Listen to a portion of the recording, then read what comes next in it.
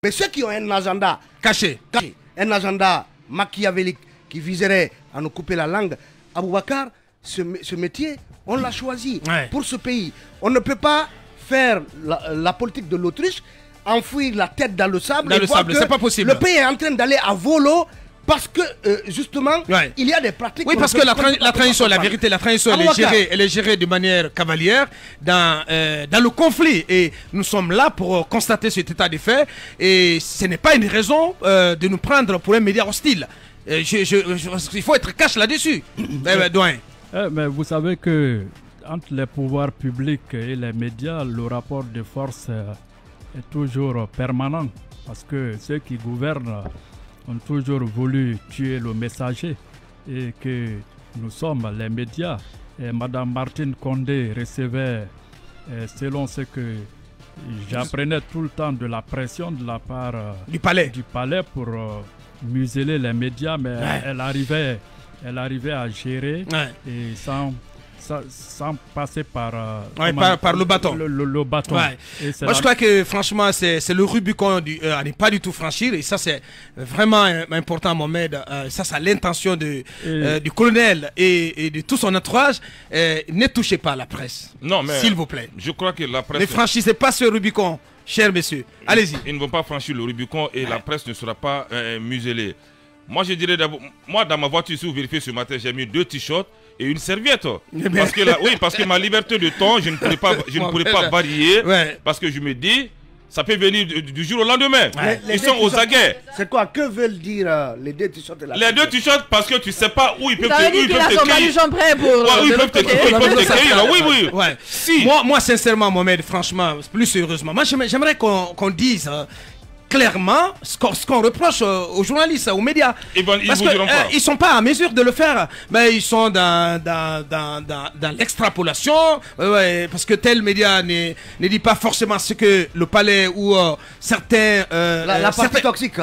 Certains faucons. J'ai envie de dire des faucons. Parce que j'ai l'impression aujourd'hui que le colonel est pris en otage par les faucons. J'ai l'impression qu'ils ont pris le dessus. Et qu'ils n'arrivent plus à dessiller les yeux sur la réalité de cette transition qui bat de l'aile, comme le disait Talibé, qui est gérée de manière cavalière, de manière solitaire, mais sans dynamique consensuelle. On peut pas gérer un pays, même si on était des autorités élues à date. On ne peut pas gérer un pays dans le conflit. C'est pas possible. Aujourd'hui, la question devrait être de savoir comment engager une dynamique consensuelle, une dynamique pour aller à l'apaisement. Mais c'est pas en s'attaquant aux uns aux autres. Vous allez finir d'arrêter donc tout le monde, les mettre à la maison centrale. Allez-y, Manu. Peut-être. Venez arrêter tout le monde. Mais évidemment, espérons. C'est aussi simple que ça. Non, mais espérons qu'on n'en arrivera pas là. Mais je pense que, évidemment, c'est un peu le Rubicon à ne pas franchir. Parce que il y a déjà suffisamment de conflits déjà autour de cette transition.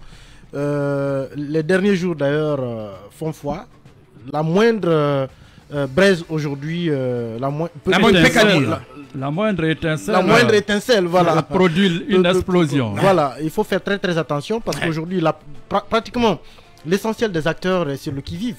Tout le monde attend l'occasion de se révolter.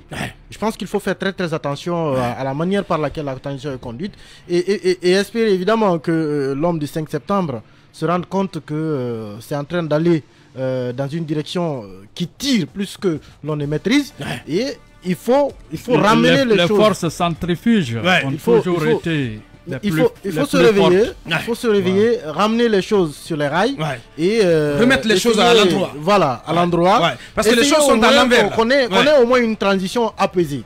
Évidemment que tout le monde ne sera pas d'accord avec les méthodes, tout le monde ne sera pas d'accord avec toutes les décisions, mais au moins qu'il y ait un climat qui permette une conduite sereine de la transition. Il n'y a pas besoin aujourd'hui qu'on meure pour la conduite d'une transition. Il y en a qui sont morts malheureusement. Et je pense que le colonel, c'est pas ce qu'il nous avait promis le 5 septembre. Il faut qu'il reprenne les choses en main. Il faut qu'il reprenne les choses en main. Allez-y, Jamy. Il y a un recadrage de la transition, nécessité d'un recadrage. Absolument. Absolument. Au vu de tout ce qui est en train de se passer, il y a un véritable recadrage qui doit intervenir là. Bon, je pense que Mohamed nous a donné une idée. Demain, il faudra que chacun mette 2 t-shirts ou une serviette, une brosse à dents pour peut-être, en tout cas dans sa voiture maintenant, parce qu'on ne sait pas. Après, on pourrait ne pas rentrer. Mais encore une fois, c'est C'est dommage qu'on soit encore là. Et tu vois un peu, si tu n'es pas fort dans la tête, ça te fait une sorte de chape de plomb d'un point de vue psychologique. De toute façon, en s'engageant, mais c'est mal de connaître. En choisissant la profession de journaliste, moi je dis ici, ils peuvent commencer par moi. Absolument. Dès aujourd'hui. Bon, ils ne commenceront par personne si c'est pas vous, c'est vous. Non, mais on s'en fout, mais des menaces, je vous assure. Allez-y. Non, mais absolument, c'est triste, comme vous le dites, qu'on en soit encore là. Le doyen Yacine, il est dans son rôle d'appeler les médias à plus de responsabilité. Mais je pense que l'une des premières choses qu'on nous apprend en école de journalisme, c'est d'abord l'éthique et la déontologie. En fait, la profession de journaliste est régie par cela.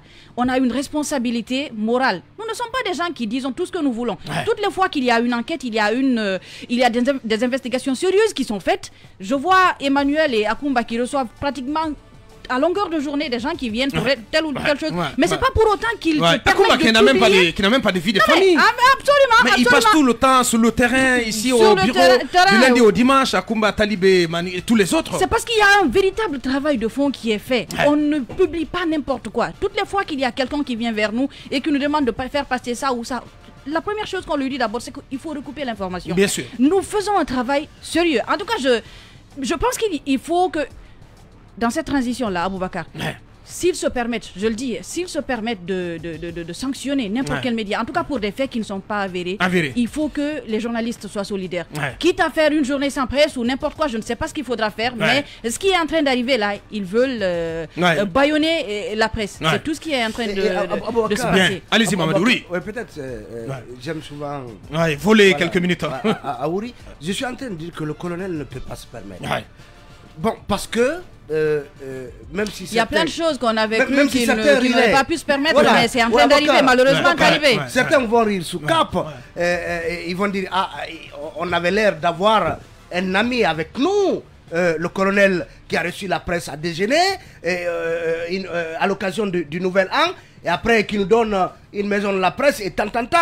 Aujourd'hui, monsieur mon colonel, nous n'avons pas changé. Nous sommes les mêmes journalistes professionnels qui n'ont que le souci de l'apaisement, du devenir de ce pays. Bien sûr. Mon colonel, la partie toxique, la partie diabolique qui voudrait nous faire passer.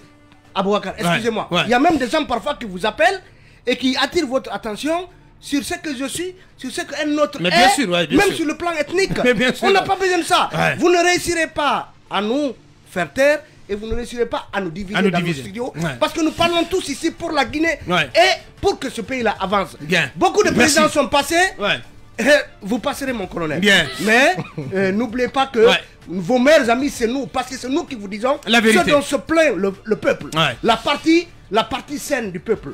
Pour que ma mère Fofana reprenne mes propos. Bien. Et puis, moi, j'ai quand même envie de m'adresser à Elas Tchorno Mamadou, mais aussi à MMS, qui sont de la corporation. Oui, Moussa Moïse, mais qui viennent de la corporation, qui sont autour du colonel. Mais dites-lui de faire attention. Allez-y. Moussa Moïse, Silla que je connais, Tchorno Mamadou dont vous avez parlé, peuvent bien donner des bons conseils au président. Maintenant, est-ce qu'il va les écouter ? Ou est-ce que leurs conseils prendront le dessus sur ceux de la partie que vous appelez diabolique et toxique? Donc je pense qu'il ne faut pas déjà prédire de leur impéritie à jouer leur rôle aux côtés du colonel. Vous savez, ce pays, il est malade, je l'ai dit depuis le début de Mirador. En fait, la situation du pays me rappelle le titre d'un film dont j'avais le grand poster à l'époque dans ma chambre de jeune garçon à Zérékoré, qui disait, lorsqu'on pense que tout est fini, c'est lorsqu'on pense que tout est fini que tout recommence. Très malheureusement, en Guinée, c'est lorsqu'on pense que tout est fini que tout recommence. Parce que, évidemment, à partir du 5, on avait pensé que unanimement, en légitimant les éléments de langage que le colonel a trouvés pour faire le coup d'État, que tout le monde allait faire sa catharsis et qu'on allait partir de zéro. Et malheureusement, aujourd'hui, de part et d'autre, chacun reprend les mêmes mauvaises pratiques. Et tous, peut-être certains plus que d'autres. Et c'est encore malheureux aujourd'hui que ce soit justement ceux qui tiennent le pouvoir et qui ont voulu tout changer, qui reviennent à ces mauvaises pratiques, entre autres celle de bâillonner la presse. Voyez-vous, au début de la transition, ceux qui ont été victimes de la junte nous prenaient comme acquis pour la cause de la junte. Comme caisse de résonance même de la junte. Comme vendus, achetés par la junte. Parce qu'on relayait leurs informations ici, on les couvrait et tout le reste. On disait, voilà, c'est des gens qui sont allés de l'autre côté. Et aujourd'hui, malheureusement, c'est cette même jeune qui pense qu'on est racheté par ceux qui ont été leurs victimes par le passé et à prix d'or. C'est malheureux de voir des raisonnements de bambino comme cela.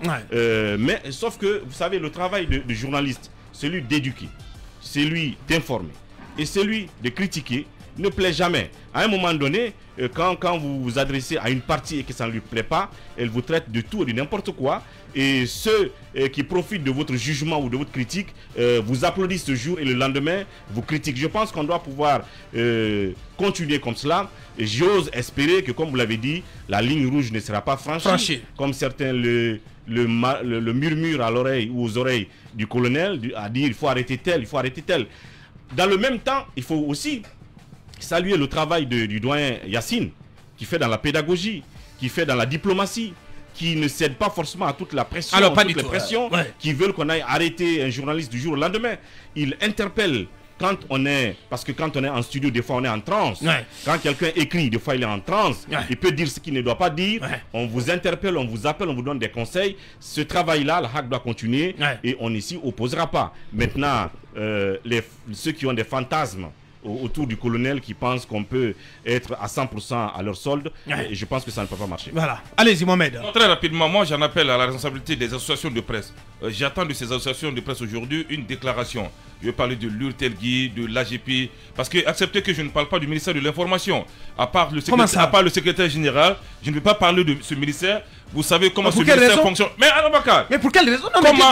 Comment on a une ministre de l'Information? La presse, il y a l'épée de Damoclès qui plane sur la presse. Elle n'est jamais rentrée en contact avec les journalistes. On parle que de ça, c'est le rôle des assos, comme tu l'as dit. Les assos, mais elle ne doit pas céder. La ministre de l'Information doit accepter, doit tenir tête. Non, elle doit pouvoir dire la vérité en procès de ministre. Non, c'est pas un mauvais procès. Aboubacar, elle doit pouvoir dire à ses collègues. Elle doit pouvoir dire à ses collègues. Elle doit pouvoir dire. C'est que c'est quand même une bonne personne. Oui. C'est une bonne personne qui essaie de faire son travail. Non, mais Mohamed, n'allez pas l'accabler comme ça pour rien. Mais c'est ce que tu es en train de faire. Non, je ne l'ai jamais serré la main, s'il vous plaît. Mais c'est pas ce que je demande. Ne m'envoie pas sur ce terrain. Acceptez que je ne parle pas d'elle. Ce que je veux dire, ça n'a aucun sens. Ça a un sens pour moi. Ce que je veux dire, vous êtes membre d'un gouvernement et que vous êtes ministre de l'Information, que la presse soit en danger, vous devez avoir la responsabilité de dire la vérité à vos collaborateurs. C'est ce que j'ai envie de dire. Non, mais c'est une alerte. Ça ne veut pas dire que la presse est totalement en danger aujourd'hui. Non, Aboubacar, l'alerte est sérieuse. Ça fait 4 mois qu'il y a une liste. La liste est déjà prête. Il y a une partie toxique qui disait non, il faut les arrêter. Oui. Moi-même j'ai peur aujourd'hui, si on veut voyager demain, est-ce qu'on ne pourra pas être bloqué à l'aéroport? Il faut se poser des questions. Parce que la liste circule, les noms circulent. Ton nom il est ou pas? J'ai des doutes, évidemment. Peut-être que je vais, si vous me trouvez un billet, je vais essayer de tenter le coup pour aller à Dakar pour 3 jours. Et voilà, pour voir, pour comprendre si je ne suis pas bloqué. Parce que c'est une situation. Tu as intérêt, parce qu'il paraît que toi aussi tu as changé. L'URTELGI, on attend une déclaration de l'URTELGI. L'URTELGI dort. Il faudra qu'elle se réveille. Oui. Voilà, le discours. Il faudra qu'elle se réveille enfin. Parce que les journalistes que vous entretenez à la fin du mois, nous ne sommes pas ces journalistes. Nous, on a des salaires qui sont dignes, qu'on respecte. Donc, si vous entretenez des journalistes qui doivent suivre votre ligne éditoriale, Samina Ouattara, qu'ils continuent avec ces journalistes. Mais nous, les journalistes qui ont décidé de dire la vérité, de respecter notre ligne éditoriale, on ne va pas changer d'un iota. Je comprends pourquoi certains journalistes ont des voitures fumées, teintées aujourd'hui. Parce que vous ne passez pas inaperçu. Vous êtes écouté. Souvent, lorsque vous êtes en communication, vous entendez des crépitements. Vous vous dites, mais c'est quoi ça? Vous êtes sur le coup, mon cher monsieur. Ce n'est pas bon. La Guinée ne peut pas devenir un état policier. La Guinée ne peut pas devenir un régime démocratique qui bat de l'aile. Le colonel, c'est la presse qui l'a soutenu dès le départ. Mais aujourd'hui, si on veut vous faire, on veut retourner votre veste, on ne va pas accepter. On n'a pas soutenu la presse, on a soutenu une dynamique, qui voudrait que le pays ait la presse a soutenu la presse a soutenu, bien sûr. La presse a soutenu la jeune, il faut le reconnaître. Tout le peuple. Donc faisons attention désormais. Mais c'était pas la presse dans la rue quand même. Le 5 septembre, c'était pas la presse dans la rue. Oui, mais attention, la presse a soutenu. Oui, pour en terminer, je voudrais dire que la compagne la plus infidèle, c'est la presse. Quand vous êtes sur le bon chemin, vous nous avez dans notre majorité écrasante comme étant alliés. Si vous dérapez, on vous rappellera que vous dérapez.